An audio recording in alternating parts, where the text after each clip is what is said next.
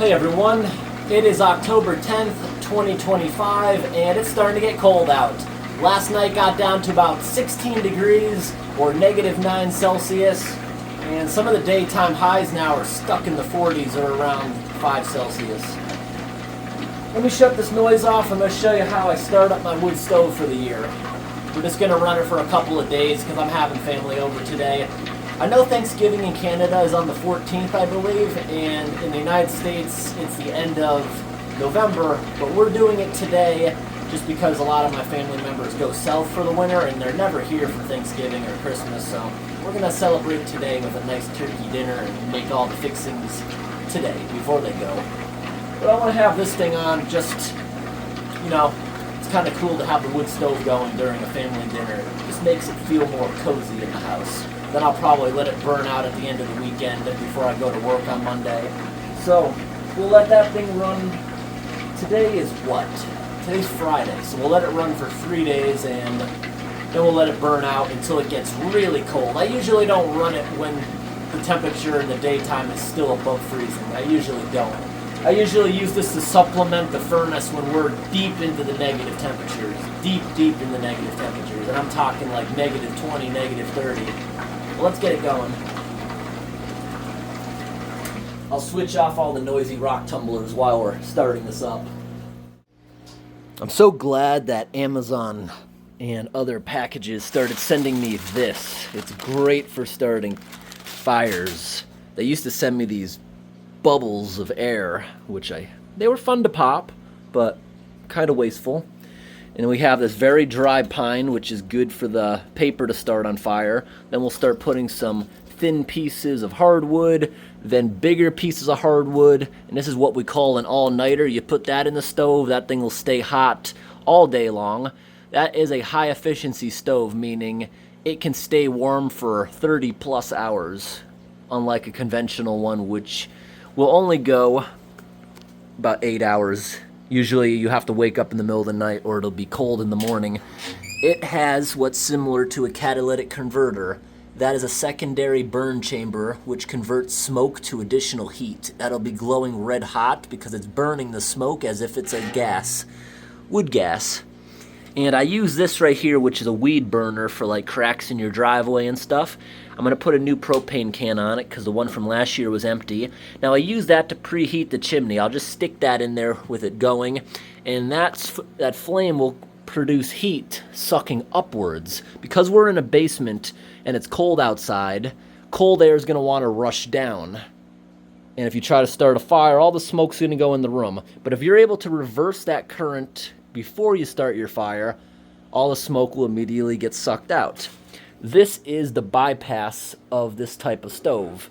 That is not your damper. Your damper is this switch here, which has a knob going back to the actual damper behind the catalytic converter. This bypasses the catalytic converter altogether. Until we are into operating temperature, you have to keep the bypass open.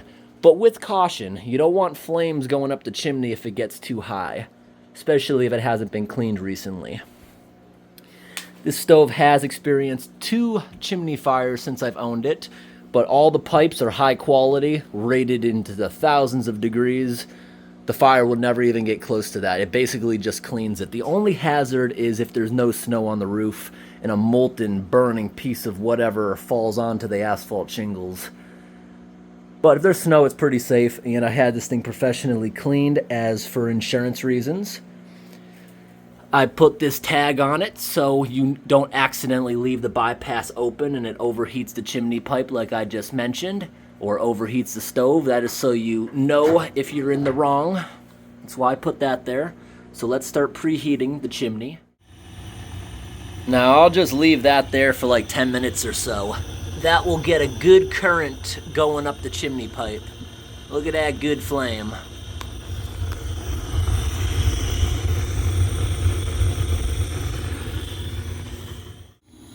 All right, everyone, it's been about 10 minutes. I have not moved this torch at all. I managed to build a nice setup in there around the flame while it was going. So I got the paper right on the bottom part right there, and then I crisscrossed it with a lot of room for air and eventually flames to pass through. So that's all super dried pine. I must have split that a couple years back. And up top is a couple year dried maple, some bigger pieces, and that'll crush down very, very fast actually. Once it starts crushing down, I'll put some of the thicker pieces of mostly maple we got there, a little bit of birch and ash. We don't have anything super high quality like oak is some of the best stuff you can burn. That's actually quite scarce up north. I have never even seen one of those in my area.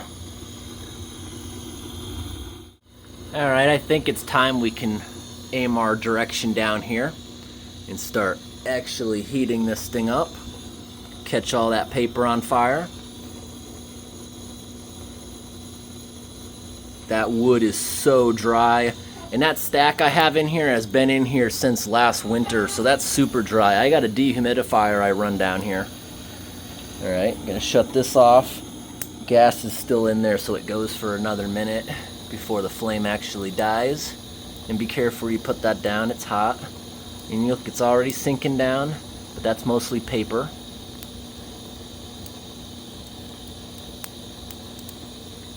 Yeah, I shut this off. That's all just residual gas that's in the torch. So I'll go ahead and I'll put it right here, far off the ground. You see there's a little bit of smoke coming in the house. You want to crack the door. When it's cracked, it sucks in, but none of it will come into the room. And I had also cleaned the glass before shutting it down last winter. I have an entire video of how to properly clean the glass with 0 chemicals and how to vacuum out and clean your catalyst. The catalyst that this Blaze King stove came with has a 10-year warranty. They'll replace it, no questions asked, if it clogs for any reason. It will clog up with ash after like a month, but you vacuum that out. Pretty easy to operate. We got that fire going pretty good. We're about to put some bigger pieces in there now. Maybe a couple more minutes. I'm pretty sure because this tank was upside down, some of the liquefied natural gas is in there and it's expanding, and that's what's burning off.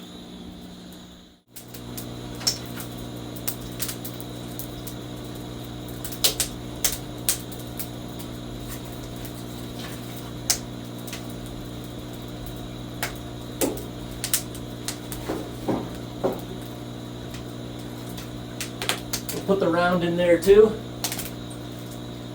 Back to being cracked.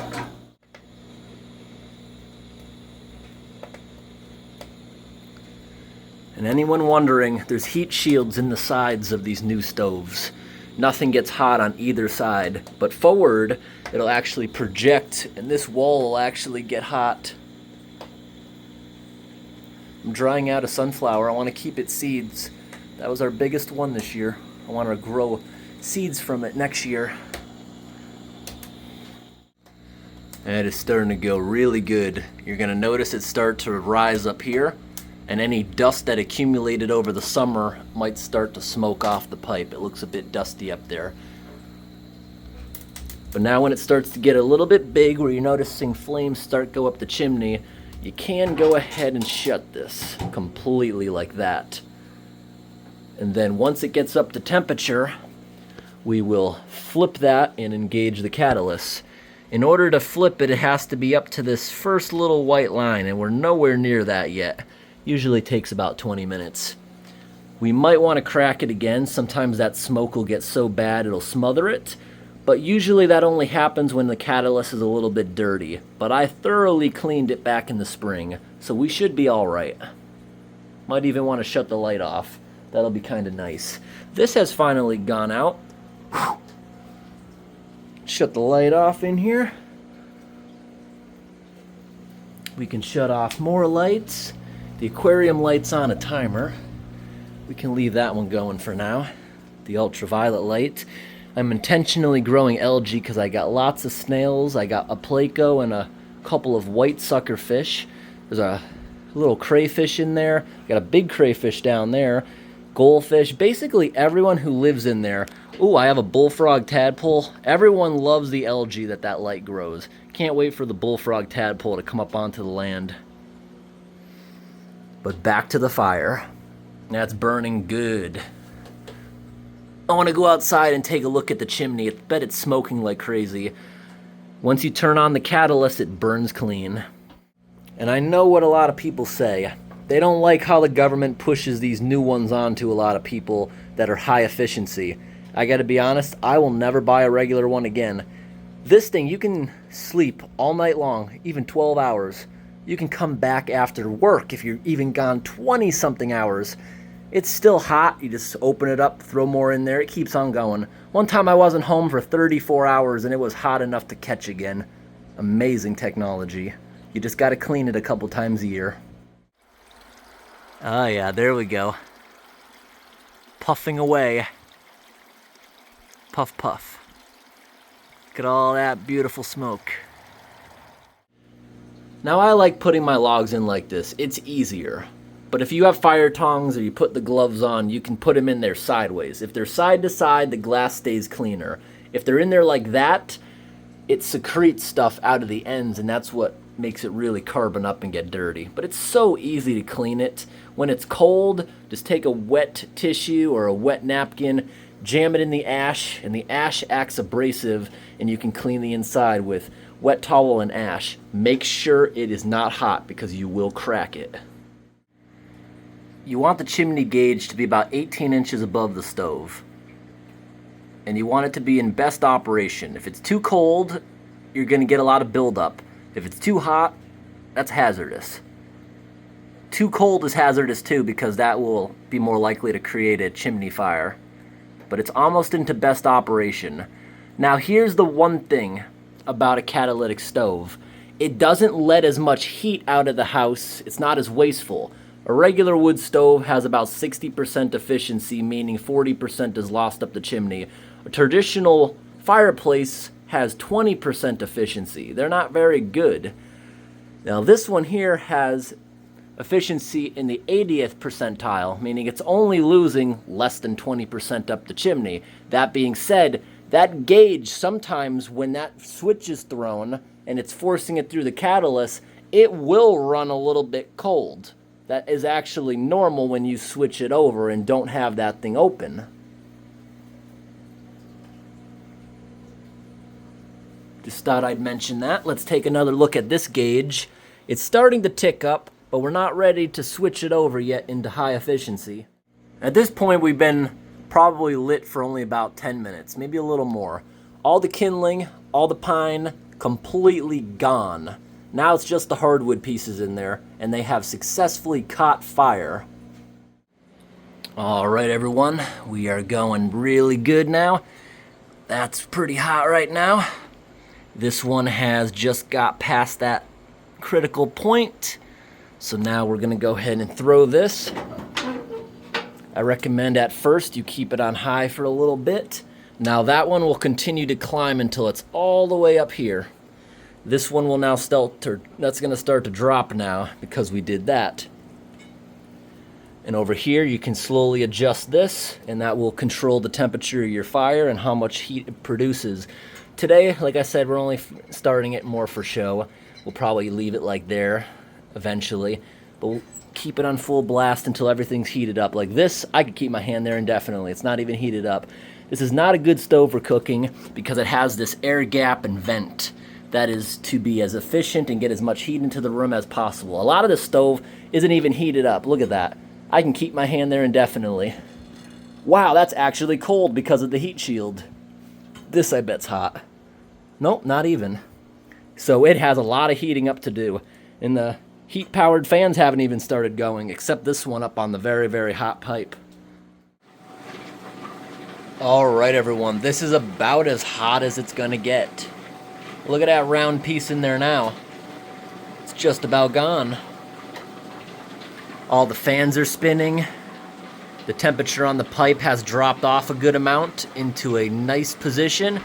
Down here has got really, really hot. I have seen it before get to the end of that scale, especially if you have this whole thing loaded with hot coals.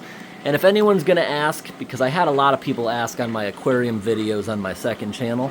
My second channel, we do a lot of rock tumbling and polishing and aquarium stuff and extra videos. So people were asking, is it going to get too hot in here for the aquarium? These already have heaters to keep them in the 70s, and what I've noticed from running this the past few winters, up by the ceiling can get to nearly 100 degrees or about 35 Celsius. But face temperature in the room, which I have another thermometer for, it will get to be about 80 degrees or the upper 20s. So over here in this corner, it'll probably be a little cooler than that, but I say maximum, it might get 80 this corner of the room. The water, however, is not going to get as hot as the air. So it should actually be perfect for them. Look at that, I got this snail coming out of the water to eat some of that sludge. Every now and then I'll flood up there for like 12 hours just so all the algae eaters and snails can go nuts cleaning up there. Right. If you're curious about these aquariums, I have a lot of videos on them. It's a community tank. We have a teeny little crayfish in there somewhere who's too small to kill anyone or cause mischief. I'm not sure where he's hiding at the moment. Good amount of goldfish, wild caught suckerfish, bunch of snails. Pretty cool system we got going. Thanks for watching, everyone, and have a fantastic day, and happy Thanksgiving. I should probably add, if someone ever accidentally shut this door, it would bake this room to extreme temperatures. That's why in the winter we attach this. Specifically because a plumber told me once, if this room gets too extremely hot, it could melt the wax ring around the upstairs toilet.